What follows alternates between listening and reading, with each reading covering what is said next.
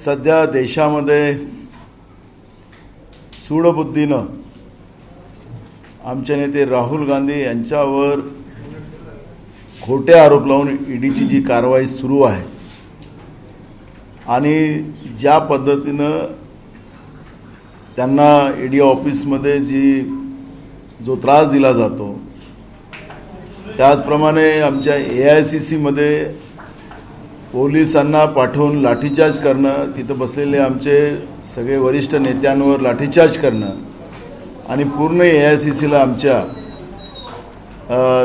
पोलिसांचं त्या ठिकाणी तटबंदी करणं, एक प्रकारची हुकुमशाही व्यवस्था केंद्रातल्या भाजपच्या सरकारने या देशात निर्माण करून ठेवलेली आहे।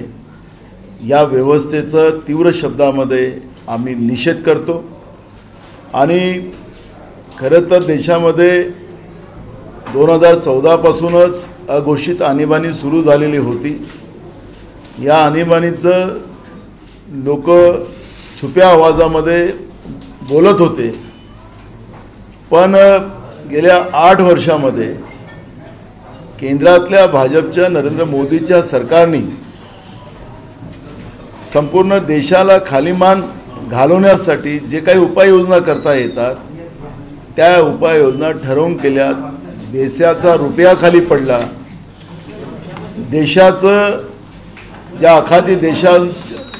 आखाती देशांच्या समोर आपल्या देशाला नतमस्तक व्हावं लागलं, त्या देशाची माफी मागावी लागली।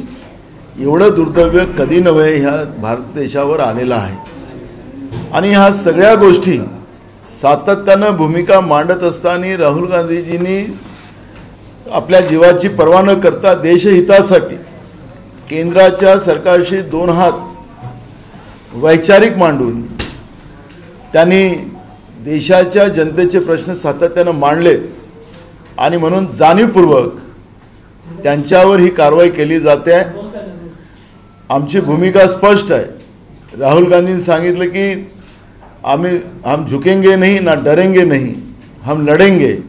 आणि म्हणून देशातील आमच्या सगळ्या काँग्रेसच्या आणि सामान्य लोकांनी निर्णय केलेला आहे की गांधी परिवाराच्या सोबत उभं होण्याचा निर्णय केलेला आहे।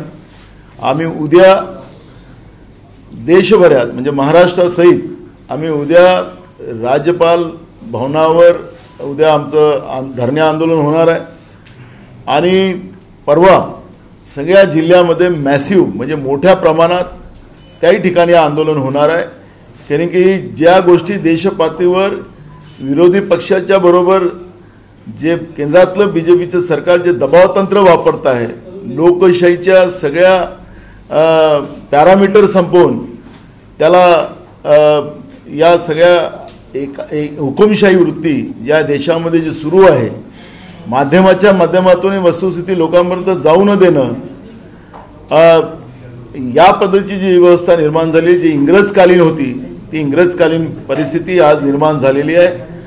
काँग्रेस ब्रिटिशांच्या विरोधातही त्यावेळेस लढली आणि आता ब्रिटिशांच्या हस्तकांच्याही समोर आता लढाईची वेळ काँग्रेसला आलेली आहे आणि म्हणून ही लढाई ती ज्या पद्धतीनं सत्तेच्या गरमीमुळे सत्तेच्या जोरावर भारतीय जनता पार्टी केंद्रातलं सरकार जी ज्या पद्धतीनं कृत्य या देशावर करते आहे त्याची लढाई आता आम्ही लोकशाही पद्धतीने लढण्याचा निर्णय केलेला आहे। रस्त्यावरची लढाई त्याचा ऐलान आता आम्ही केलेला आहे। परवा आमचं झाकी होती जी आम्ही एक आंदोलन केलेलं होतं ईडीच्या कार्यालयावर, पण आता मोठ्या प्रमाणात या अत्याचाराच्या विरोधात ही लढाई काँग्रेसने लढायची भूमिका घेतलेली आहे आणि त्याची सुरुवात आता झालेली आहे।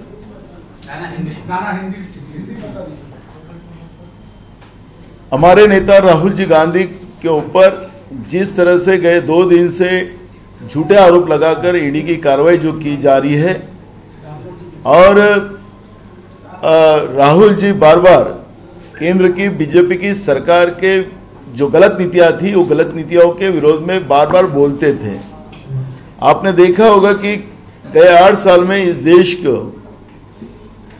देश की मान मर्यादा खत्म करने के सिवाय केंद्र की मोदी की सरकार ने दूसरा कुछ नहीं किया। रुपया जो भी था हमारा वो रुपया को भी नीचे गिराया और आखाती देशों से भी माफी मांगने का दुर्भाग्य व्यवस्था हमारे देश पे निर्माण करने का काम भी ये भारतीय जनता पार्टी की केंद्र की मोदी की सरकार के सामने आया है। देश की मान मर्यादा खत्म करने का काम केंद्र की सरकार ने किया, देश को तबाह करने का काम केंद्र की बीजेपी की सरकार ने किया। उसकी आवाज़ बार बार राहुल जी गांधी ने उठाई, लोगों की भावनाओं को रखी और उसी का मन में गुस्सा लेकर आज राहुल जी के ऊपर जिस तरह की कार्रवाई शुरू है, आपके मालूमात के लिए बता रहा हूं कि हमारा मुख्यालय जो है दिल्ली में, जिसको AICC कहते हैं, उसको पूरा पुलिस दल के माध्यम से घेरा गया है। उसके अंदर पुलिस को भेजकर लाठीचार्ज करवाया है, हमारे सीनियर लीडर्स के ऊपर लाठीचार्ज करवाई गई है और मीडिया के माध्यम से भी ये सब बातें दबाने का काम, जैसे अंग्रेज के ज़माने में जो बात होती थी, वो आज केंद्र के मोदी की सरकार के माध्यम से किया जा रहा है और इसका हम तीव्र निषेध करते हैं। और कल हम इसी भूमिका को लेके राज्य के राज्यपाल जी के तरफ हम निवेदन लेके जाएंगे, उधर वहाँ पे बड़ा धरना आंदोलन करेंगे और ये मुहिम पूरे देश में होने वाली है। परसों हर जिले में मैसिव बड़ा आंदोलन किया जाएगा और केंद्र की सरकार के इस गलत कार्रवाई का तीव्र निषेध पूरे गांव-गांव तक पहुंचाया जाएगा। नाना, कल प्रधानमंत्री खुद मुंबई में थे और ऐसे में तमाम सारे कांग्रेसी नेता और मंत्री साथ में थे कई कार्यक्रमों में, तो क्या उस समय में भी उनको ये बात कहनी चाहिए थी, मैसेज पहुंचाना चाहिए था या किसी तरीके से कन्वे किया जाना चाहिए था? देखो, जिस तरह से सत्ता का दुरुपयोग करने की व्यवस्था गए 8 साल से इस देश में चल रही है, जिनको सब बातें समझती है, लेकिन जानबूझकर, जैसे आपने प्रश्न किया है, इसलिए मैं आपको एक बात और जो देश में होने जा रहा है और होना शुरू हो गया है, रशिया में $94 के पर बैरल अपने को क्रूड ऑयल मिल रहा है। वो पूरा का पूरा क्रूड ऑयल रिलायंस को दिया जा रहा है और जो अखाती देश है उसमें 124 पर डॉलर बैरल वहाँ पे क्रूड ऑयल मिल रहा है। और ये जो रशिया का जो क्रूड ऑयल है उसको लाने का विरोध अमेरिका ने भी शुरू किया है कि तुम ये रशिया के साथ ना जाओ, लेकिन अपने कुछ मित्रों के फायदे के लिए प्रधानमंत्री कैसे काम करते उसका अंदाज आपको देखने मिलेगा। आज ये सब ऑयल जो रिलायंस को मिल रहा है वो पूरा दूसरे देशों में भेजा जा रहा है, उसको रिफाइनरी करके अपने देश के पेट्रोल पंप, फिर भारत पेट्रोलियम हो, हिंदुस्तानी पेट्रोलियम हो, उसके अभी पेट्रोल पंप में डीजल और पेट्रोल कई जगह मिलना बंद हो गया है। रिलायंस के भी इसमें खाली होना शुरू हो गया है।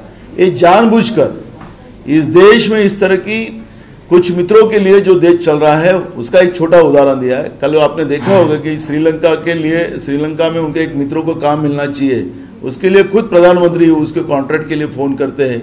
छोटे मोटे न्यूज़ में आया था, बड़े इसमें नहीं आया था। इस तरह की व्यवस्था इस देश में बन रही है। देश के लोगों को तकलीफ देना, ये भावना होने के बाद हमारे कुछ साथी कल उनके प्रधानमंत्री करके उनके साथ थे, नरेंद्र मोदी करके साथ नहीं थे, और उनको कुछ बात बता के भी कोई फायदा नहीं था, क्योंकि एक हुकुमशाह वृत्ति जो आज देश में चल रही है, ऐसी व्यवस्था से कोई बात बताकर उसका गलत अर्थ लगाने की व्यवस्था है। इसलिए गांधी जी के विचारधारा के साथ लोकतंत्र का जो हमारा व्यवस्था बनी है उसी आधार पर हम आंदोलन करने का हमने मानस बना लिया है। और इसलिए कल हमारे कुछ साथी उनके साथ इस प्रधानमंत्री के साथ कार्यक्रम में थे, नरेंद्र मोदी के साथ नहीं थे, और इसलिए उसमें बात नहीं की गई। कांग्रेस के एक पूर्व कांग्रेस के जिलाध्यक्ष है शेख हुसैन, उन्होंने कल विवादित बयान दिया है। उन्होंने भाषण में कहा है कि मोदी जी की मौत कुत्ते की तरह होनी चाहिए। इस तरह के विवादित बयान के बाद उन पर एफआईआर दर्ज हुई है। मैंने सुना नहीं है। मैं इस वक्तव्य को एक बार समझ लेता हूँ कि उन्हें किस उद्देश्य से किसको बोला है, और उसके बाद में मैं स्पष्टीकरण दूंगा। राहुल गांधींच्या संदर्भात जे आता कारवाई सुरू आहे त्याचा निषेध म्हणून आंदोलन सुरू आहे देशभर, भाजपचं असं म्हणणं आहे की केंद्रीय तपास यंत्रणांवरती आंदोलन करून तुम्ही दबाव आणलाय, याला उत्तर आपण कसं देणार? केंद्रीय तपास यंत्रणा कोणाच्या इशाऱ्यावर काम करतात त्याचं उत्तर पहिलं त्यांनी दिलं पाहिजे. इथले जे रस्त्यावरचे भारतीय जनता पार्टीचे नेते आहेत महाराष्ट्राचे, ते सुद्धा कोणावर ईडी लावायचं ते सांगतात आणि दुसऱ्या दिवशी ईडी लागते. म्हणजे याच्यापेक्षा मोठा पुरावा त्यांना द्यायचं गरज नाही आम्हाला. ईडी कोणाच्या इशाऱ्यावर काम करते आहे याचा वेगळा पुरावा द्यायची गरज आहे का त्यांना? म्हणजे त्यांनी आपलं प्रश्न आपणच उत्तर द्यायचं अशी परिस्थिती भाजपची झालेली आहे. सत्तेची गरमी आणि गुरमी जी भारतीय जनता पार्टीमध्ये निर्माण झाली त्याचं हे चित्र आहे. खोटं बोलायचं पण रेटून बोलायचं ही जी बीजेपीची जी काही व्यवस्था झालेली आहे त्याचा अर्थ आहे. म्हणजे आपल्या राज्यातले रस्त्यावरचे नेते बोलतात ना, उद्या याच्यावर ईडी लागेल, लागतं ना ईडी. असं कधी आपण पाहिलं का आता एवढ्या वर्षाच्या 75 वर्षाच्या लोकशाहीमध्ये? असं जेव्हा नाही तर ते भाजपवाले काही बोलत ना. हे जाणीवपूर्वक कारवाई करतात. नाही तेजू बोला त्यांनी 8 वर्षामध्ये ते त्यांनी सांगावं. सगळ्या संविधानिक व्यवस्था त्यांनी संपवल्यात, हे नाही संपवल्यात त्यांनी ते सांगावं, त्याचा डिबेट करावं. तुम्ही मीडियाला दाबलं, गोदी मीडिया केलं, हे काही लपलेलं नाही आहे, ते सगळ्यांना माहीत झालं. सगळ्या व्यवस्था ज्या आहेत सगळ्या संविधानिक व्यवस्थेला त्यांनी संपवलेलं आहे. आणि तेच लोक अजून समजा बोलायचं आणि खोटं बोलणं रेटून बोलायचं ही भूमिका असेल तर त्याला काय? जाणीवपूर्वक कारवाई केली जाते ही गोष्ट सत्य आहे. आणि म्हणून तुम्हाला परवा पाहिले असेल की आम्ही कुठली तयारी केलेली नव्हती. काँग्रेसचे लोक होतेच त्या आंदोलनात, पण सर्वसामान्य लोक मोठ्या प्रमाणात परवा मुंबईच्या आंदोलनामध्ये सहभागी झालेले होते. मी स्वतः त्या आंदोलनात होतो, मी पाहत होतो लोकांच्या भावना. सर्वसामान्य लोक गांधी परिवारावर अटॅक करून त्यांनी फार मोठी चुकी केली. इथूनच भारतीय जनता पार्टीची उलटी गिनती सुरू झाली असं म्हटलं तर मी वावगं ठरणार. नागपूरमध्ये काँग्रेसचा एक कार्यक्रम झाला, त्या कार्यक्रमामध्ये नरेंद्र मोदी यांच्या संदर्भात आक्षेपार्ह विधान केलं गेलं होतं. त्या कार्यक्रमाला नितीन राऊत आणि विजय वडेट्टीवार काँग्रेसचे 2 मोठे नेते देखील होते. या वक्तव्याचा आता भाजपकडून खरं निषेध केला जातो. मी ते वक्तव्य आताच प्रश्नाचं उत्तर मी ते वक्तव्य कशासाठी बोललं गेलं होतं, काय कशासाठी होतं ते मी पाहिलेलं नाही आणि ते मी बघून मी त्याच्यावरचं आपल्याला माहिती देतो. आपकी सरकार ने एफआईआर रजिस्टर कर लिया है शेख हुसैन पे, जो उन्होंने बयान दिया, आपत्तिजनक बयान दिया है. कुत्ते की जैसे सड़क पर मौत हो गई, इसका एफआईआर भी हो गया और आप कह रहे हैं कि बयान मुझे पता नहीं है. सरकार ने एफआईआर दर्ज किया तो हमारी सरकार जागरूक है. अगर गलत है तो गलत को गलत करती है, समझती है. लेकिन निपुण शर्मा के केस में पहले आपने माफ़ी मांगा अखाती देशों से. जो अखाती देश हमारे दिए हुए पे उनका काम चलता था, हमारे संस्कार से बड़े हुए, वो हमारे संस्कार से बड़े हुए वो देश को हमने माफ़ी मांगा और माफ़ी मांगने के बाद कार्रवाई कर रहे. इसमें हम दोनों में बहुत फ़र्क है, जमीन आसमान का फ़र्क है. विचारधारा का गलत है तो गलत है. हमारी सरकार ने कार्रवाई की, आपने बोला तो बिल्कुल सरकार ने गलत हो तो कार्रवाई की होंगी. लेकिन निपुण शर्मा के बारे में क्या है? इस तरह से देश को अपमानित करने के बाद आज भी उनके सांसद, भाजपा के सांसद साध्वी प्रज्ञा ठाकुर उसका समर्थन कर रही है, सांसद कर रही है भाजपा की. ये इससे बड़ी क्या, अब क्या बोले, अब जान दो. हमारे पास ये सब, हम उस लाइन के लोग नहीं, हमें कांग्रेस ने ये सिखाया नहीं किसी को गलत बोलने की. अशोक जी, एक सवाल ये है कि 2 बार इसके पहले भी कांग्रेस ने अपना प्रदर्शन किया राजभवन के बाहर, महंगाई को लेकर के और दूसरे मुद्दों को लेकर, लेकिन राज्यपाल ठीक उस प्रदर्शन के समय बाहर चले जाते हैं और जिस तरीके से आक्रोश होना चाहिए था या राज्यपाल को मिलना चाहिए था नहीं मिल पाते. इस बार क्या उम्मीद करते हैं कि राज्यपाल, सवाल राज्यपाल के मिलने का न मिलने का ये नहीं है. सवाल है कि लोगों की जन भावना जो क्या है ये केंद्र सरकार को पहुंचाने का एक जरिया राज्यपाल है. तो हम जो आंदोलन करने जा रहे हैं उम्मीद करते हैं कि राज्यपाल हमारी जन भावना जो है, लोगों की जो आक्रोश है, जो कोई दिल्ली में हुआ है आज, मतलब सभी परंपराओं को तोड़कर, डेमोक्रेटिक नॉर्म्स को तोड़कर, कांग्रेस के हेडक्वार्टर में घुसकर 144 कलम की बात करते हैं. कोई 144 किसी के मकान में या किसी के ऑफिस में, दफ्तर में तो नहीं हो सकता है ना. मतलब कांग्रेस के नेताओं पर हमला तो होता ही है, और उसके बाद में भी पत्रकारों पर भी हमला हुआ है आज. जैसे दिल्ली के हमारे 2 पत्रकार हैं वहाँ पर, अजय झा और विक्रांत कुमार, ये दोनों पे आज हमला हुआ है. उन पर पुलिस ने लाठी बरसाई है, उनको चोट आई है. तो सवाल ये 144 कोई दफ्तर में होता है क्या? तो जिस बेरहमी से ये कोई जो चीज़ें हो रही है, ये डेमोक्रेटिक जो संकेत है उसको पूरा तोड़ मरोड़ करके हाई हैंडेड तरीके से कांग्रेस के नेतृत्व और कांग्रेस के कार्यकर्ताओं पर होने वाला हमला ये बहुत निषेधार्ह है। मैं तो एक कदम आगे जाके कहूँगा कि इसकी न्यायालयीन जांच की ज़रूरत है। सुमोटो कोर्ट ने इसकी कॉग्निजेंस लेनी चाहिए, क्योंकि आप किस बेसिस पे कांग्रेस के कार्यालय में जाते हो, कार्यालय के भीतर जाकर लोगों को रोकते हो, उनको बाहर निकालते हो, उनको पीटते हो। तो मैं समझता हूँ ये बात सिर्फ निषेध की हद तक लिमिटेड नहीं है। इसकी न्यायालयीन जांच कोर्ट ने खुद उसका कॉग्निजेंस लेना चाहिए और इसके ऊपर आवश्यक जो तहकीकात है वो करने के बाद उसमें ज़रूर वो कार्रवाई करने की आवश्यकता है। इतनी बेरहमी से कुछ चीज़ें आज हुई है। सभी वहाँ पर केसी वेणुगोपाल थे, चिदम्बरम जी थे, दीपेंद्र हुड्डा है, बाकी सभी लोग जो भी वहाँ पर थे उन पर हर जगह पर रूथलेसली उनको पीटा गया है, मारा गया है। ये आज वीडियो पे है ना, कोई सबूत की जरूरत भी नहीं, वीडियो पे सब चीज़ें दिखाई दे रही है। क्या इमरजेंसी की शुरुआत से कह रहे हैं क्या? मैं समझता हूँ उससे भी बदतर हालत है। चलो, कांग्रेस पे आरोप लग रहा है अशोक जी की जब जनता के मुद्दे रहते हैं तब इस तरीके से इतने बड़े नेता सड़कों पर नहीं निकलते हैं, चाहे वो राजस्थान के मुख्यमंत्री हो, छत्तीसगढ़ के मुख्यमंत्री हो, लेकिन गांधी परिवार पे बात आती है तो तमाम कांग्रेसी नेता सड़कों पर नजर आते हैं। कांग्रेस ने हमेशा जन भावनाओं को ध्यान में रखते हुए महंगाई का मामला हो, पेट्रोलियम प्रोडक्ट्स के मामले हो, जनता से जुड़े हुए हर चीज़ों 370 का मामला हो, बेरोजगारी का इश्यू हो, कोरोना का इश्यू हो, हर चीज़ पर कांग्रेस ने अपनी भूमिका रखकर सामान्य आदमी की जो भावनाएं हैं उसको ध्यान में रखते हुए कांग्रेस का हमेशा आंदोलन रहा है। सवाल ये है कि कांग्रेस के नेतृत्व को ही जो आवाज़ उठा रहा है उसी को ख़त्म करने की बात की जा रही है। ये हमारे लिए निश्चित तौर पर निषेधार्ह बात है और ये कांग्रेस जन आंदोलन सिर्फ कांग्रेस का नहीं, कांग्रेस की विचारधारा को मानने वाले सभी लोग उसमें शामिल हैं जो इन चीज़ों से बिल्कुल नाराज हैं।